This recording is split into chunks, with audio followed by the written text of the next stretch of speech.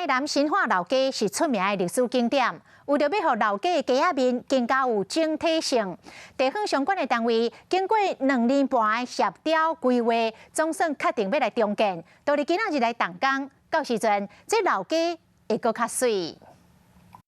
今仔日伫台南新化老街举办一场动工典礼，要针对街仔的银行两边进行街仔的重建工课。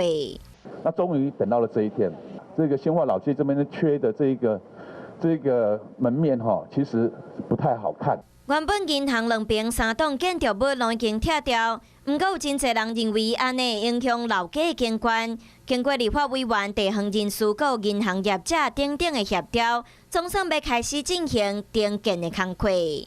把那个残缺风华再现，今天终于可以如愿以偿。